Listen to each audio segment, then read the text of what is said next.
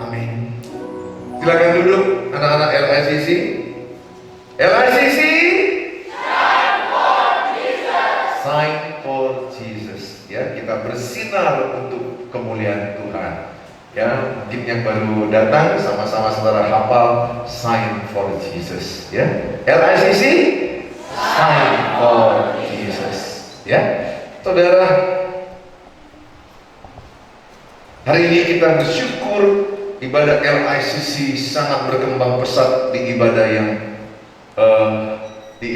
yang ketiga, di sisi yang ketiga, dan di HUT yang kedua baru 2 tahun, tapi perkembangannya sangat spektakuler oleh karena kasih karunia Tuhan. Amin. Saya bersyukur, berterima kasih buat semua dukungan, buat Ibu Gembala yang mendukung LICC, buat Pastor Jaya, dan buat Bro John yang mendukung. Saya masih ingat mereka retreat ya, foundernya bersama-sama dengan tim. Dan saya bersyukur juga buat tim core team LICC dan semua tim EW dan semua volunteer LICC, semua yang bersama-sama melayani LICC. Kita berikan aplaus bersama-sama. Mereka orang-orang yang luar biasa yang dipakai Tuhan. Mungkin ada nama-nama yang dulu saya sebutkan, saya percaya saudara adalah orang-orang yang dipakai Tuhan untuk adanya LICC ini. Amin saudara. Dan saya melihat ada perkara besar yang Tuhan sedang sediakan untuk ke depan. Oleh karena itu, jangan-jangan LICC bisa dibuka jadi ibadah 2 sesi. Kalau melihat banyaknya yang keluar, banyaknya yang belum datang, banyaknya yang datang tadi akhirnya disuruh pulang karena maaf, tempat sudah penuh. Mungkin 20-an, 30-an, 50-an seperti itu. Saya bersyukur sekali, dan hari ini tema yang diambil dengan kaosnya, coba baca kaosnya, apa tema kita yang diambil hari ini, kaosnya masing-masing. Only by grace. Ya, yang belum beli kaos silakan pesan. Nah saudara, hari ini tema yang sangat bagus, yang saya sangat diberkati ketika mempersiapkan ini. Semuanya itu adalah hanya karena kasih karunia Tuhan. Tidak ada yang bisa kita banggakan, karena apapun yang sekarang yang ada pada kita adalah semua karena kasih karunia Tuhan. Kalau saudara mempelajari bagaimana Allah menyelamatkan manusia, Yohanes 3:16, karena begitu besar kasih Allah akan dunia ini, sehingga Ia mengaruniakan putra tunggalnya, supaya setiap orang yang percaya kepadanya tidak binasa, melainkan memperoleh hidup yang kekal. Tahukah saudara, itu menggambarkan satu great love, satu great grace, kasih Allah yang sangat besar, yang tidak bisa kita pikirkan dengan pikiran kita. Ada yang bilang itu seperti crazy love, kasih yang gila-gilaan mengasihi kita, kasih yang sangat luar biasa. Saya mau sampaikan kepada saudara, satu-satunya pribadi yang sangat mengasihimu adalah Tuhan Yesus Kristus. Dia membuktikan kasih yang terbesar dengan rela mati di kayu salib. Dia membuktikan kasih yang terbesar dengan memberikan nyawanya kepada saudara dan kepada saya, kepada dunia ini. Bukan hanya kepada orang Kristen, tapi kepada seluruh manusia. Dia memberikan nyawanya. Dia memberikan pengampunan dosamu yang lalu, dosamu yang sekarang, dosamu yang akan datang. Dia mati di kayu salib sekali untuk selama-lamanya. Tahukah saudara, dia mati di kayu salib bukan saat kita dalam keadaan ibadah baik-baik, bukan saat manusia dengan keadaan benar, tapi dia dikatakan Roma 5 ayat yang ke-8 bahwa Tuhan Yesus mati di kayu salib saat manusia sedang berdosa. Itu Roma 5 ayat yang ke-8. Jadi artinya saudara, bahwa dalam keadaan berdosa manusia, dia memberikan hidupnya, dia memberikan nyawanya. Kalau kita berbuat baik kepada orang yang baik itu biasa. Tapi kalau kita mau berbuat baik kepada orang yang menyakiti kita, itu luar biasa. Saudara, itu yang dibuat Yesus. Artinya saudara, saudara yang datang pada sore hari ini, siapapun saudara, jangan merasa aku ini nggak layak, aku ini orang berdosa, cerita masa laluku banyak, dosa masa laluku banyak, banyak kesalahan yang kulakukan. Mungkin engkau terlanjur, mungkin salah dalam berpacaran, mungkin melakukan satu pembohongan, mungkin melukai orang tuamu, mungkin engkau berkhianat, mungkin mencuri, entah dosa apapun. Tapi percayalah bahwa Tuhan Yesus mati untuk memberikan pengampunan bagi yang percaya kepada Dia, bagi orang yang mengasihi Dia. Dosa itu bukan karena engkau. Dosa itu ada karena ada Adam yang berbuat dosa dan Hawa. Oleh karena satu orang Adam, maka seluruh manusia menjadi berdosa. Maka tidak ada manusia yang tidak berdosa. Semua manusia sudah berdosa. Oleh karena satu Adam, manusia semua jadi berdosa. Tapi tahukah saudara siapa Adam yang kedua? Siapakah yang disebut oleh karena satu pribadi yang luar biasa? Namanya adalah Tuhan Yesus. Tuhan Yesus, Dia mati di kayu salib. Oleh darahnya satu orang mati di kayu salib, namanya Tuhan Yesus. Semua dosa itu dihapuskannya, semua dosa itu disucikannya, semua dosa itu diampuninya. Dosa yang dulu, dosa yang sekarang, dosa yang akan datang. Saya mau beritahu kepada engkau anak-anak muda, jangan ingat-ingat dosa masa lalu. Saya juga masih belajar. Kadang-kadang teringat dengan kesalahan masa lalu, merasa saya tidak layak berkhotbah, merasa saya tidak layak, atau kadang-kadang saya juga mengingatkan dosa orang dengan masa lalu. Itu kesalahan saya. Saya berdoa supaya setiap kita jangan mengingatkan dosa orang lain. Saya termasuk di dalamnya. Perlu tidak mengingatkan kesalahan orang lain. Karena Ibrani 10 ayat 17 berkata, Tuhan melupakan dosa masa lalumu. Tuhan tidak mengingat-ingat kesalahan masa lalumu. Dengan kematiannya di kayu salib, oleh darahnya engkau ditebus. Oleh darah Yesus itu, setiap kita yang menerima darah Yesus hari ini, percayalah tidak ada dosa yang tidak diampuni. Tidak ada dosa yang tidak diampuni. Apapun dosamu, apapun kesalahanmu, merah seperti kermiji, akan putih seperti salju. Seluruh dosa masa lalumu, seluruh kesalahan masa lalumu, jikalau engkau pada ulang tahun LICC yang kedua, engkau berkata, aku menerima darah Yesus, darah yang kudus itu akan menyucikan engkau dari segala dosa-dosa. Tapi Yohanes 1:9 berkata, ketika kita datang mengaku dosa, maka kita disucikan, dikuduskan dari segala dosa, kejahatan kita masa lalu. Saya mengajak setiap saudara, betapa saudara sangat berharga hidupmu, sangat berarti hidupmu. Hidupmu itu seharga darah Yesus. Kasih karunia Tuhan yang luar biasa. Kita akan lihat sebuah contoh kasus yang bernama Rasul Paulus. Bagaimana dulu yang orang namanya Saulus, yang kerjanya menganiaya jemaat, membunuh orang-orang percaya. Dia orang yang sangat jahat, tapi lihat kasih Yesus kepada dia, kasih karunia yang luar biasa. Kita lihat bagaimana Sakeus, seorang koruptor, bagaimana perempuan orang berdosa yang harus dilempar mati, dihukum mati. Tetapi oleh kasih karunia Tuhan, Paulus mengalami perubahan. Saya akan ajak sama saudara melihat 1 Korintus 15 ayat yang ke-10. 1 Korintus 15 ayat yang ke-10. Tetapi karena kasih karunia Allah, aku adalah sebagaimana aku ada sekarang. Sama-sama kita baca ayat 10 saja, satu ayat aja. 1, 2 ya. Tetapi karena kasih karunia Allah, aku adalah sebagaimana aku ada sekarang. Dan kasih karunia yang dianugerahkannya kepadaku tidak sia-sia. Sebaliknya, aku telah bekerja keras, lebih keras daripada mereka semua. Tetapi bukannya aku, melainkan kasih karunia Allah yang menyertai aku. Saya bisa merasakan perasaan Rasul Paulus ketika dia menuliskan surat ini. Betapa dia menyadari bahwa sebenarnya aku ada karena kasih karunia Allah. Coba katakan sama-sama, aku ada saat ini hanya karena kasih karunia Allah. 1, 2 ya. Aku ada saat ini hanya karena kasih karunia Allah. Tidak ada yang perlu kita megahkan, tidak ada yang perlu kita banggakan. Saudara, kasih karunia yang luar biasa itu. Saya akan berikan satu ilustrasi kepada saudara. Ada satu anak yang dibunuh oleh seorang anak muda. Sebuah keluarga punya anak tunggal, kemudian dibunuhnya.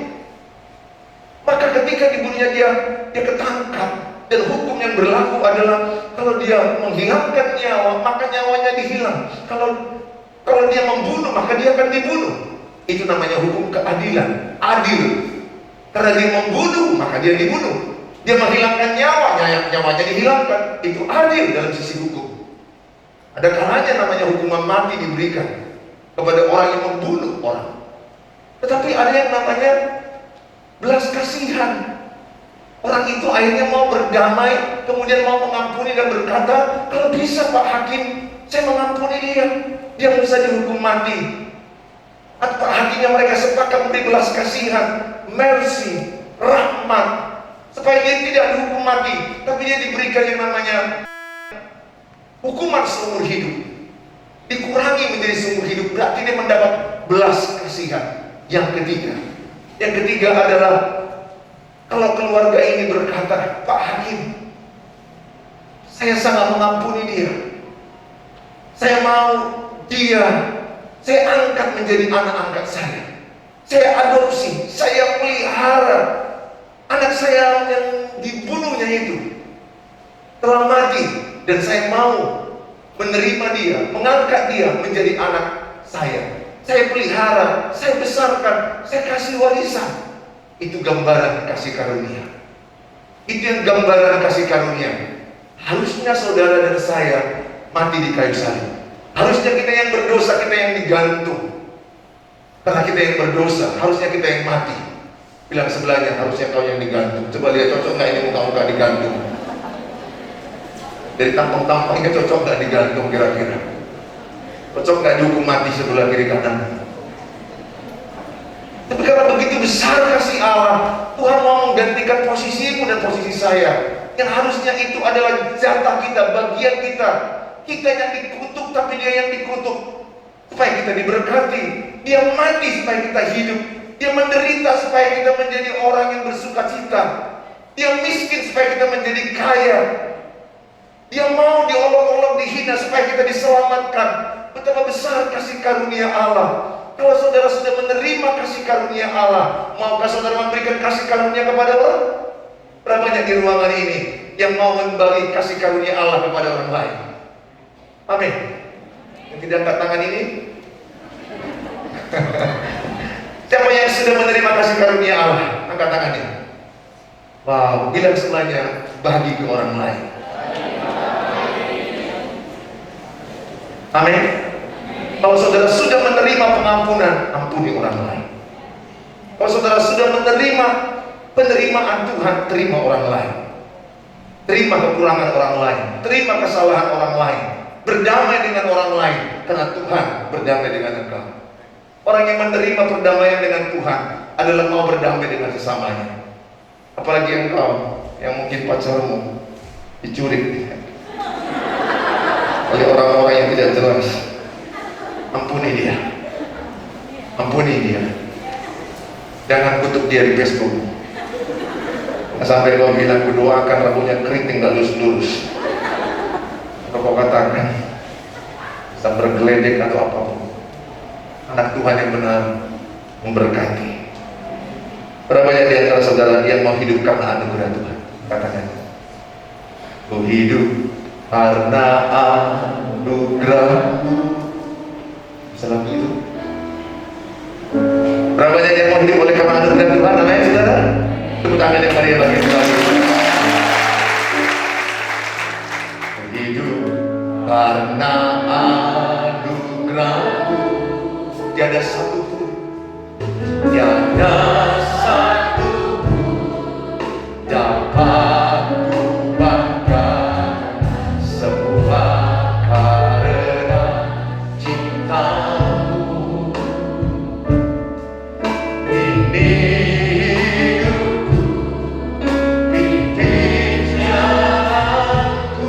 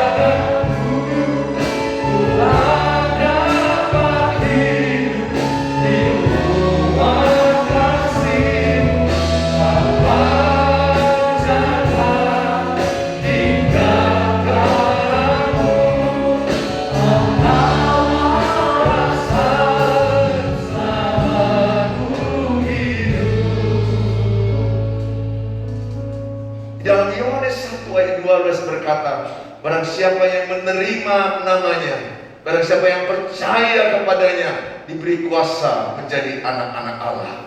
Saudara sudah punya status. Sejak saudara adalah menerima Yesus di hatimu, maka engkau bukan lagi sekedar manusia biasa, tapi engkau punya status yang luar biasa. Namanya adalah engkau anak Allah di atas segala Allah. Engkau anak raja di atas segala raja. Engkau anak Tuhan yang luar biasa. Kasih karunia tidak membuat kita bebas berbuat dosa. Kasih karunia justru membuat kita hidup benar. Kasih karunia kita membuat hidup lebih rajin. Maka dikatakan Rasul Paulus 1 Korintus 15 ayat 10, kasih karunia membuat aku bekerja lebih lagi. Dia tidak membuang-buang waktu. Dia tidak bermain-main dengan dosa. Dia lebih sungguh-sungguh melayani Tuhan. Saya mengajak sama saudara, bukti orang yang mengenal kasih karunia, hidupnya semakin benar. Itu buktinya. Kalau ada hidup orang makin salah, makin aneh, makin sembarangan buat dosa, dia belum hidup dalam kasih karunia yang benar.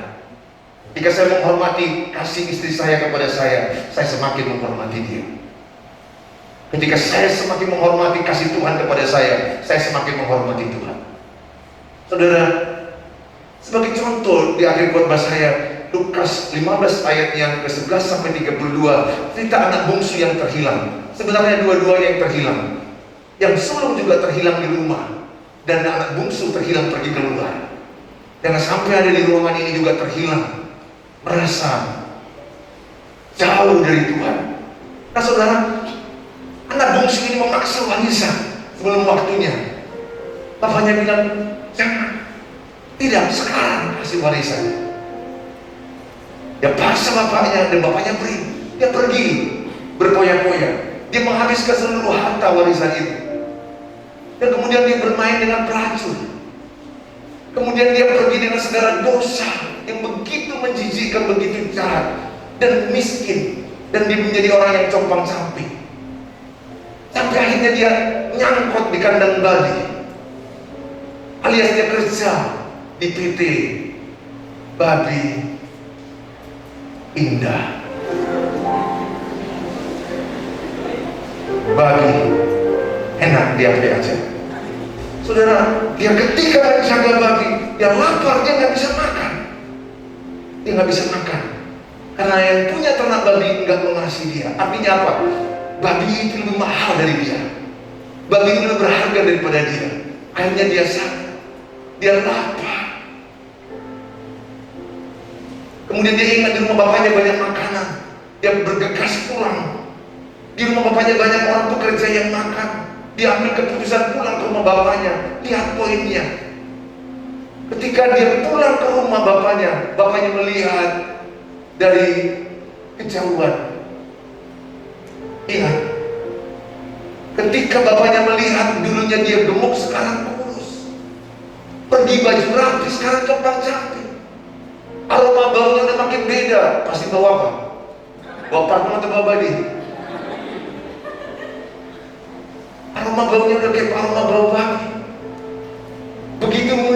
Begitu lesu. Tapi lihat, siapakah yang lari? Bapaknya. Bapaknya lari bergegas. Saya membayangkan perkataan Yesus itu. Itu Bapak merindukan dia. Di ruangan ini ada orang-orang yang dirindukan Bapak. Di ruangan ini mungkin ada orang-orang yang sedang jatuh dalam dosa. Mungkin engkau sedang melakukan dosa yang namanya perzinahan di kamar kos. Atau mungkin ada yang narkoba.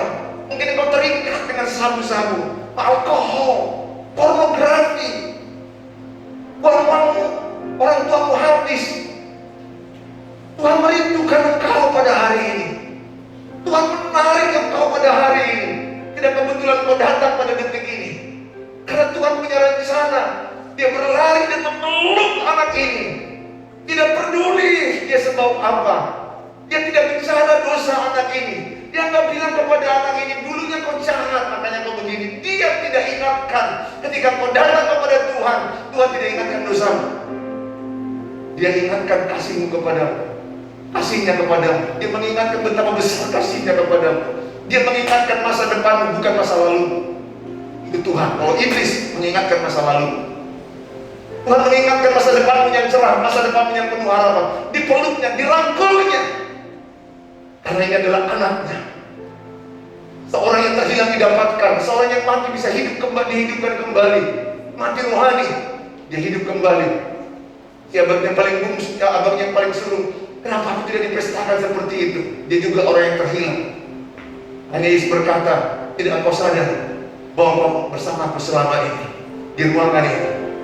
Tuhan tahu ada yang terhilang. Bapak mengasihi. Bapak tidak ingin engkau kehilangan tujuan hidupmu. Di situasi pandemi atau keadaan yang menyakitimu, ada pacar yang menyakitimu, atau mungkin engkau terlanjur melakukan hubungan badan, kemudian dia pergi meninggalkanmu, atau engkau sudah ada yang mengandung, kemudian dia pergi meninggalkanmu. Saya katakan, siapapun engkau, tidak ada dosa yang tidak diampuni Tuhan, tidak ada kesalahan yang tidak diampuni Tuhan. Engkau adalah anak yang dikasihi, engkau anak yang ditebusnya dengan darahnya. Dengan singkat video seorang bapak yang mengasihi anak, silakan diputar sebentar aja. Saya tahu sudah ada kode 5 menit, kasih bonus 10 menit.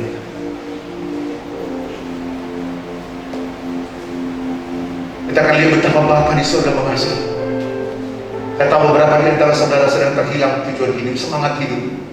Engkau terhilang karena engkau terluka dan kecewa. Dan hari ini ada kasih Bapa yang luar biasa menyelamatkan engkau, kasih karunia yang sangat besar kepadamu. Dan Bapa di surga tidak mengingatkan dosa masa lalu, Dia mengingatkan masa depanmu yang cerah, yang penuh harapan di dalam Tuhan Yesus. Seorang anak bernama Rick cacat karena bawaan lahir. Akhirnya seorang anak ini tidak bisa berjalan, tidak bisa bicara. Dia orang sangat sulit secara fisik.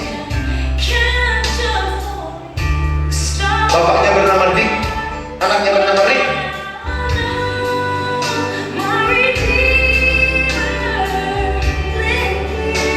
Tapi bapaknya sangat sayang kepada anak. Ini gambaran hati Bapa di surga kepada kita.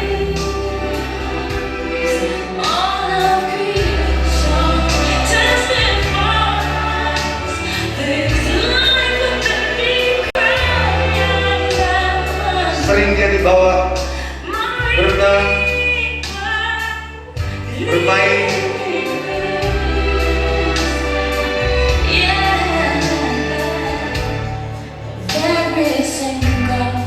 Dia belajar komputer dengan terbatas, dengan alat khusus. Pada umur 15 tahun, dia minta kepada bapaknya, Dick, untuk ikut bertanding. Dia bilang kepada papanya, Papa, saya ingin bertanding, ingin berlomba. Papanya berjuang. Bersama dengan bapaknya dia bisa. Bersama dengan bapaknya dia bisa. Dia bisa ikut perlombaan. Dia bisa ikut pertandingan. Saudara, bersama Bapa di surga kau bisa. Orang semua berlari, tapi dia bersama anaknya menggunakan alat-alat tambang. Lihat anaknya betapa bangga punya bapak seperti dia. Anaknya betapa senang punya bapak seperti dia. Dia semangat.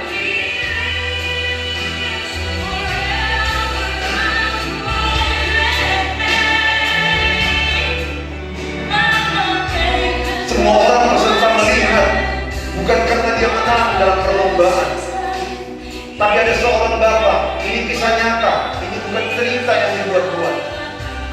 Ada seorang bapak yang memberikan inspirasi. Mereka bernyebrang begitu jauh, perjuangan bapaknya karena sayang kepada anaknya.